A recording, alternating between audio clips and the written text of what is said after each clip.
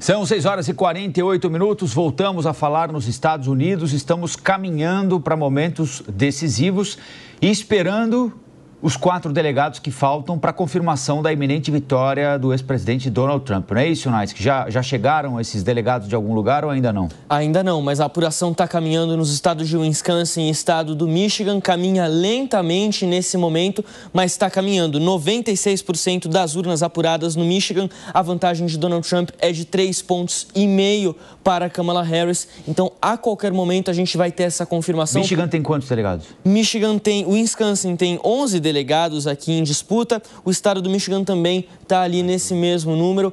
É o suficiente, não tem mais estados abaixo. Tem o estado do Alasca que tem 3 votos no colégio eleitoral. O Donald Trump vai ganhar o Alasca, que é um estado tradicionalmente republicano, e aí ele ficaria por mais um estado apenas, caso o Alasca se confirme primeiro. Caso qualquer outro estado tenha a confirmação saindo antes, aí Donald Trump já é confirmado presidente dos Estados Unidos. Vamos trazer o mapa aqui para a gente acompanhar, então. Olha só, o estado de Wisconsin, como eu falei aqui, ainda não está colorido, 97% das urnas apuradas, vantagem de Donald Trump, pertinho de confirmar a vitória no estado do Wisconsin. Essas urnas estão apurando ainda nesse momento. A gente acabou de ter essa atualização para 97%, mas ainda não é o suficiente para cravar matematicamente a vitória de Trump, ainda que seja muito provável. O estado do Michigan, 89% das urnas apuradas por lá. E aqui também a apuração caminhando nos estados de Nevada e Arizona, que dão vantagem para Trump. O estado de Nevada é interessante porque geralmente os democratas vencem no estado de Nevada, pelo menos em 2 condados. Nesse momento, eles vencem apenas no condado de Las Vegas, o que significa que os democratas perderam completamente o estado de Nevada. A apuração lá ainda está um pouquinho mais atrasada, vai demorar para sair a confirmação desse resultado. Mas o que a gente tem aqui de fato é o seguinte: 2 estados que inverteram o resultado de 2020. São os estados da Pensilvânia, o principal swing state, que estava em disputa com 19 votos no colégio eleitoral, e o estado da Geórgia com 16 votos no colégio eleitoral. Esses 2 foram para Joe Biden, foram para os democratas em 2020 e agora estão do lado republicano. A Geórgia, diga-se, é um swing state que tradicionalmente é republicano. A exceção foi o que aconteceu em 2020, quando Biden venceu lá. Foi algo considerado até bem raro. Mas a Pensilvânia, essa não. Essa é um swing state clássico, que vai uma hora ali para os democratas, outra hora para os republicanos. Depende muito das eleições. Mas a gente tem visto uma guinada à direita em boa parte dos Estados Unidos. É interessante a gente trazer aqui o estado da Flórida, que apurou bem rápido ontem. A gente falava, né, Lívia, ontem aqui, como a Flórida já foi um swing state e não é mais um swing state. É um estado republicano. Donald Trump ganhou com uma ampla vantagem, 56% na Flórida contra 42,9% de Kamala Harris. Só para a gente ter ideia, quando a gente fala aqui que não é mais um swing state, em 2020, o Trump ganhou na Flórida com 51,22% contra 47,86% de Joe Biden, uma margem muito mais apertada. A margem em 2016, quando ele vence contra Hillary Clinton, foi ainda mais apertada, 49,47,8%.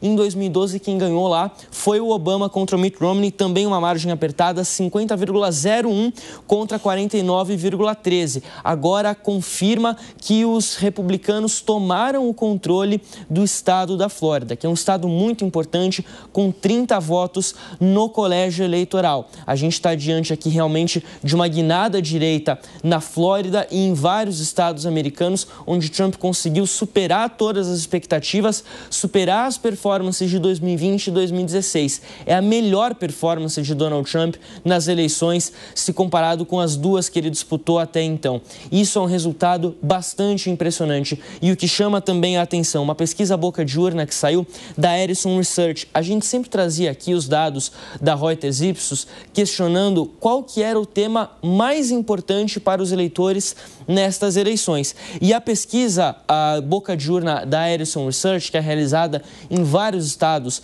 lá nos Estados Unidos, confirmou o que a gente já sabia. O principal foco era a economia, uma margem até um pouquinho maior do que a gente vinha acompanhando aqui, 31% dos eleitores, segundo essa pesquisa, identificaram a economia como principal tópico na hora de escolher um candidato. Mas aí o que chama a atenção é a margem que eles deram para Donald Trump, a vantagem que eles deram para Donald Trump no quesito economia. Dizem o seguinte, 79% dos eleitores escolheram Donald Trump contra 20% para Kamala Harris. Essa é uma distância impressionante. A gente estava de olho nesses recortes, né, de várias pesquisas e você vinha trazendo informações sobre essa preocupação e essa confiança maior dos americanos em Donald Trump em relação ao quesito economia, inflação em alta, pesa no bolso do americano e fica latente, né, a sensação de que preciso vencer essa questão, preciso vencer essa dificuldade. Agora, tem alguma perspectiva de pronunciamento da Kamala Harris? Ela deve falar hoje à tarde, seguramente ela fala hoje à tarde. Tinha um discurso que estava marcado para a madrugada, para a parte da noite, lá na Howard University, foi cancelado. Esse discurso não tinha mais clima para Kamala Harris falar com os seus eleitores, já que a apuração caminhava ali para uma vitória de Donald Trump. Em 2016, Hillary Clinton também cancelou um discurso que ela tinha marcado para a madrugada. Geralmente isso é sinal de que o candidato viu que a coisa está indo para o outro lado, que vai ser difícil ter uma vitória, e aí eles evitam fazer qualquer tipo de pronunciamento. Essa questão, Lívia, da economia é muito interessante a gente trazer, porque a inflação nos Estados Unidos cresceu, de fato, nesses últimos 4 anos, embora o desemprego tenha caído. Então, há dados econômicos que são variados. Alguns que vão apontar mais positivamente para o governo Joe Biden, outros que vão apontar negativamente. O que pesa a favor de Trump, certamente, é que nesse momento ele é oposição. Então, fica muito mais fácil ele criticar tudo que está de errado agora nesse governo de Joe Biden e Kamala Harris e conseguir trazer o apoio dos eleitores. Os eleitores tendem a ver esse telhado de vidro do atual governo e optar pelo outro candidato. Poucos dados econômicos são tão sensíveis para a população como a inflação. Quem não sente ao ir ao supermercado, quem, né, não sente nas compras do dia a dia. Então, talvez isso tenha pesado, né? Embora no cenário macroeconômico, ontem o Colombo estava falando sobre isso, embora no cenário macroeconômico a economia está indo bem, a inflação é muito sensível para a população, é muito próxima da população.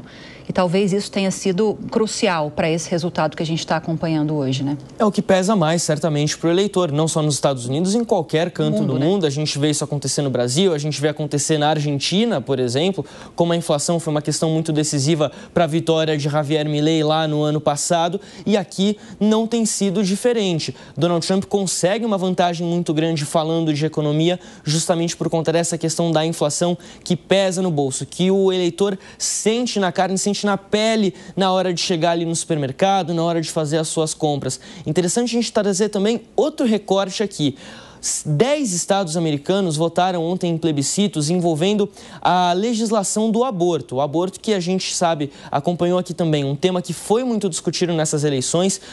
Kamala Harris se posicionando pró-aborto, manter a legislação como era antes da reversão do caso Roe v. Wade, quando o aborto era praticamente um direito federal nos Estados Unidos, e Donald Trump com uma posição contrária. Pelo menos 6 estados votaram a favor de expandir o direito do aborto por lá, incluindo, por exemplo, o estado do Arizona.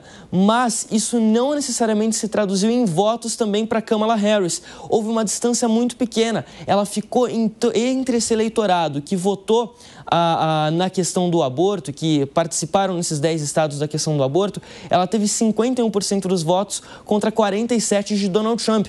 É uma distância muito pequena em um ponto onde ela apostou muito forte. Os democratas colocaram muitas fichas nessa questão do direito reprodutivo, na questão do aborto, para tentar angariar votos. Isso não funcionou. Os resultados que a gente está vendo aqui até agora mostram que o eleitor separou as coisas. Uma coisa é você votar no plebiscito pró-aborto, expandir os direitos. Outra coisa é você votar num candidato a presidente. Eles souberam diferenciar isso nessas eleições. Embora matematicamente a vitória de Trump ainda não esteja garantida, faltam 4 delegados. A comunidade internacional, ou parte dela, já se manifestou. O primeiro-ministro de Israel, Benjamin Netanyahu, saudou Donald Trump, disse que espera um aliado incondicional. Volodymyr Zelensky, parte interessadíssima na disputa, presidente da Ucrânia, financiado em boa parte pelos americanos na guerra contra a Rússia, e pode enfrentar problemas, né? Sim, com o presidente Trump, que é um crítico do envio de dinheiro indiscriminado que ele considera para a Ucrânia, deu parabéns e sugere cooperação política e econômica. Emmanuel Macron disse que está pronto para trabalhar junto ao republicano, embora eles tenham muitas diferenças.